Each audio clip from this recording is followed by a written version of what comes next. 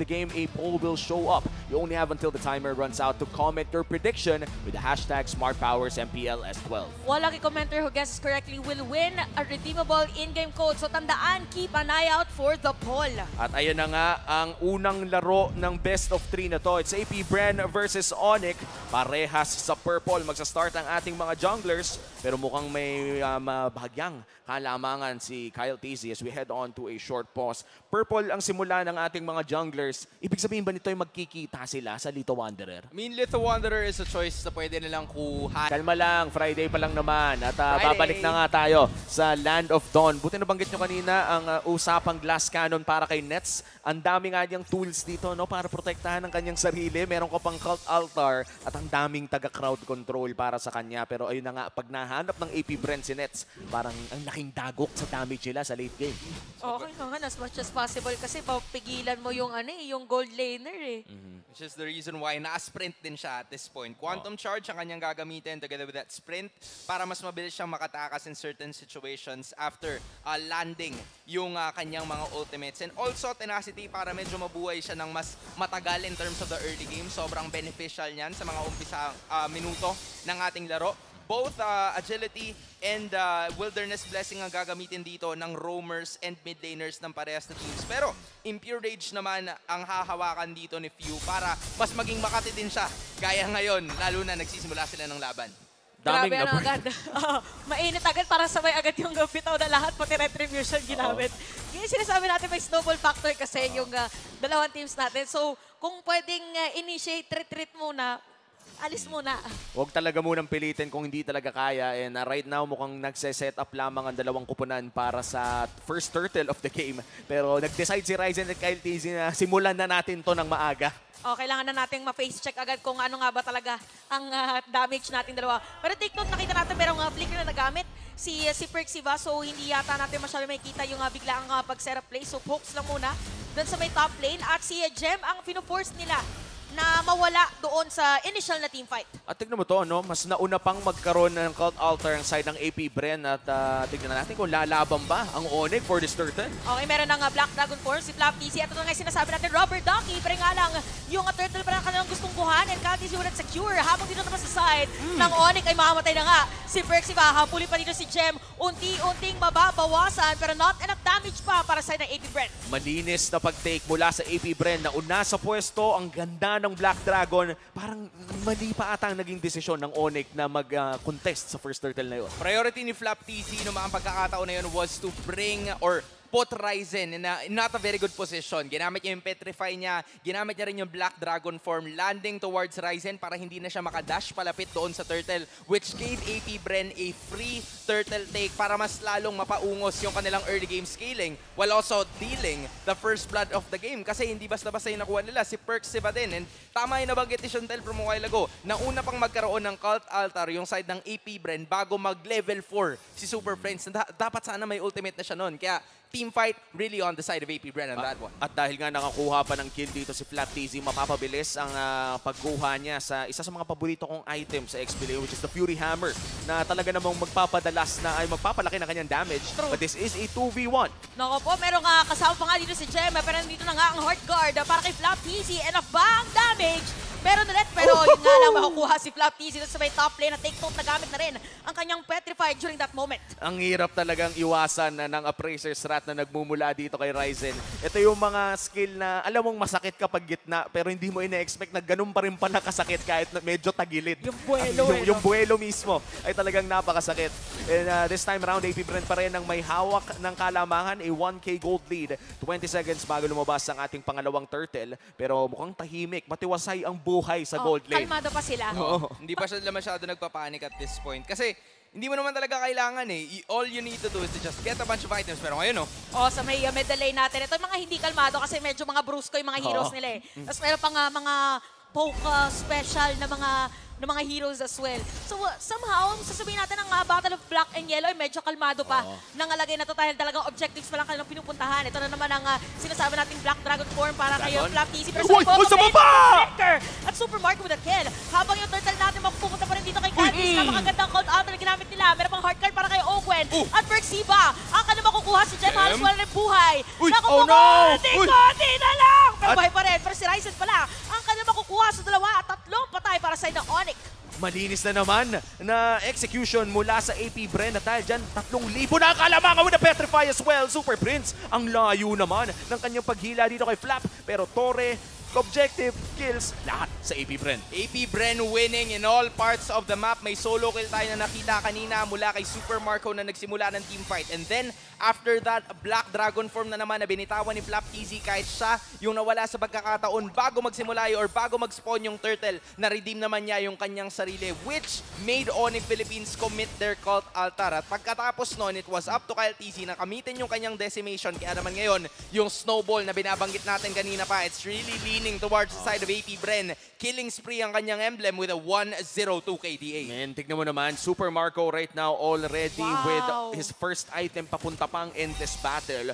Kahit nakapantalon dito si Nets ay na-solo kill pa rin ni Super Marco. Ang laking bagay nun, yung solo kill sa gold lane, minsan lang at hindi dapat nangyayari yun sa mga ganitong matches. Sobrang aware si Super Marco na kaya niya i-kill kasi ginamit pa niya yung flicker eh. So gano'n na rin yung mastery niya sa paggamit ng Clint. At ito na yung sinasabi natin na ako lang ba nakakapansin parang ang laro ng AP Bren ngayon ay kalmado pero hindi. Meron bang gano'n? Oo nga, parang kalmadong hindi. Yung parang tahimik lang pero rock. Pero kumukulo na pala. Alam nila kung kailan papalagi. Yung pinipigilan mo yung gigil mo, pero pag hindi mo na napigilan yung gigil mo, automatic na talagang majojombag ka. Jombag. Mga ganun yung magiging ganap eh. I think that's the perfect term for it. Kasi hindi mo alam kung kailan mangyayari. Pero, turtle kasi lagi nangyayari. Oo nga, parang mala pressure cooker na konti lang yung tunog. Alam mo kung kailan mo isa-set, ganun. Tama. Wala kasi ang pressure cooker sa bahay. Ay, napapanood ko lang sa mga tutorial eh. Ay, nakita ko lang sa YouTube yun.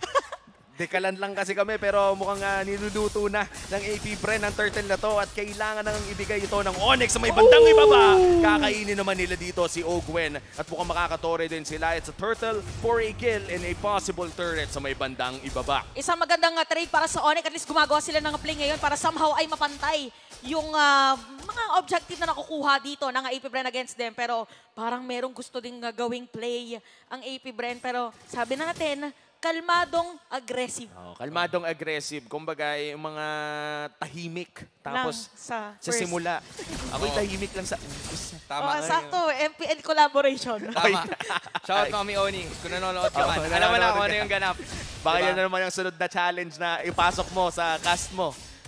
Last week si Mekos, they stick si tahimik sa umpisa. Eto na, nailatag naman natin na mabuti. And in addition, speaking of tahimik sa umpisa, siguro nag-a-apply din yon para sa side ng Onyx Philippines. Kasi si Nets ang kailangan medyo manahimik ng kaunti dito. And dahil sa silence, peace in solidarity na na-experience niya ngayon, siya ang leading in terms of gold. Oh, wow. Okay, so kahit paano nagagawa naman ng Onyx Philippines yung trabaho nila na patagalin yung laban, protektahan si Nets, and then from there, just dish out the damage necessary. Yun naman talaga ang kanilang win condition o ang kanilang keys to victory. Talagang alagaan dito si Nets at hanapin ang oportunidad kung saan makaka-prehit na. Pero sa ngayon, hindi pa ata yun dahil ang laki din ng kalamangan ni Super Marco. Tignan mo naman, parang chinachani lang yung Torre, ang lambot. Isang mabilis lang para din sa AP Bren. Pero ganun sinabi yung dalawa dito about kay Nets. Kasi kung babalikan natin mga ibang games din ng Onyx, parang tahimik lang din talaga sila. Tapos magugulat ka na lang pag de-depensa, biglang, saan ang galing yung damage noon? So parang feeling ko yun ang inaantay ngayon ng Onyx din. Still, 5K gold lead, no? Mukhang matagal-tagal pa sila mag-aantay para sa oportunidad na yun. This time around, no, first 3 objectives sa kamay ng AP Bren na punta. Tumahimik ang laro at sa ngayon mukhang nag-aabang ang parehas sa kupunan para sa pinakaunang lord ng larong ito. AP Bren, pinupush nila ang kanilang map control pero mukhang makakapag-purple pa naman ng Onyx.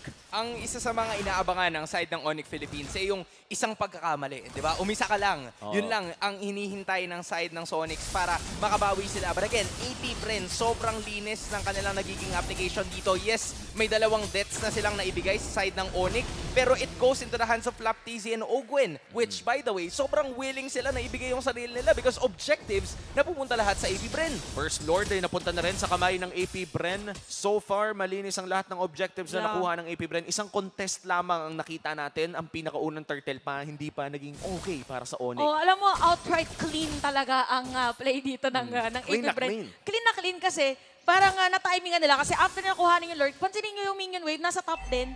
Sakto nasa top din yung Lord. So parang talagang fin-low na nila yung minion sa may top lane para diretso objective taking. So medyo ano muna dito ang Onyx.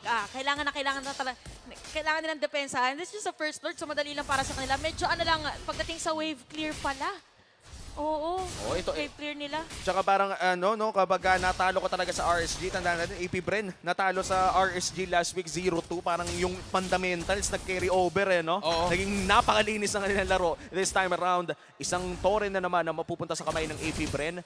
Siguro nakaka 4 minutes na simula yung last team fight na napanood natin. Oo nga eh. Ang tagal na. Wala gaanong team fight na nangyayari. Hindi rin pinapayagan ng side ng AP Bren na magkaroon ng sarili ng team fight kasi una, it's already a 7.6k gold lead and growing pa yan. Pangalawa, yung gold na napupunta or yung 7.9k, possibly 8 doon ay nasa kay Super Marco na pero Lord is already marching in. Okay, pumasok na nga. Medyo nagpakita lang ng Dragon dito si Flop TC pero Lord muna ang kanilang padadaanin doon sa may bottom lane. So hindi masisira at successfully masesecure ng Onyx. Ito yung sinasabi natin na for Onyx gusto lang na ng depensahan. For Brent, ayaw din na ng team fight. Yung sinasabi natin pagkakamali, huwag nating bibigyan ng chance. Tama.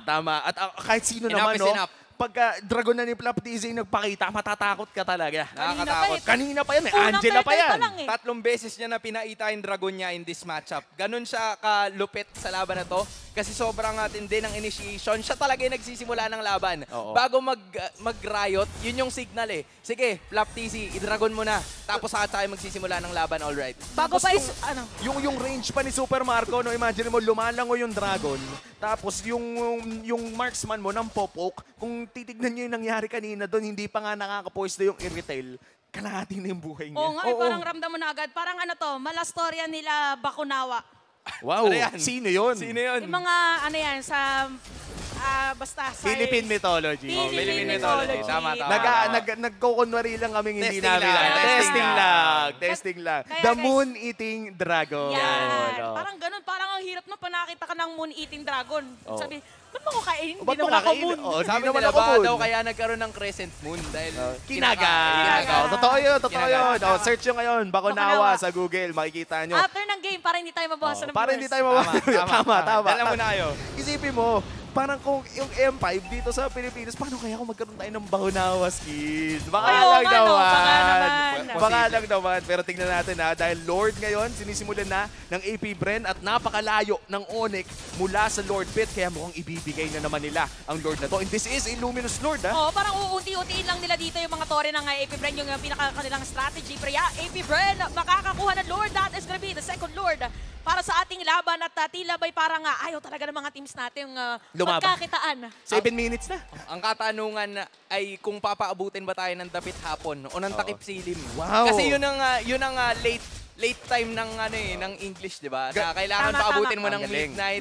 Kailangan paabutin mo ng takip silim. Ganyan yung mga, klase ng laban. mga pangalan ng mga SC, yung Tama. mga event ng mga student council. Tama. Mga Ginoo at Ginang, Tama, tayo po oo. ngayon ay naparirito para tunghayan Yan. ang kumukulong. Sagupaan. Mga Sagupaan. siklab, ano pa bang mga pangalan ng mga student council projects? Mga takip silim. Yan. Ayan. Parang, Da- parang section din yun, di ba? Parang May mga- section ba takip silim? Ewan ko, shoutout sa mga student council members dyan na ganyan Tama. magpangalan ng mga events. Meron pa yung mga tanglaw. Tanglaw, Ang mga ayan. ganyan. dumaan na.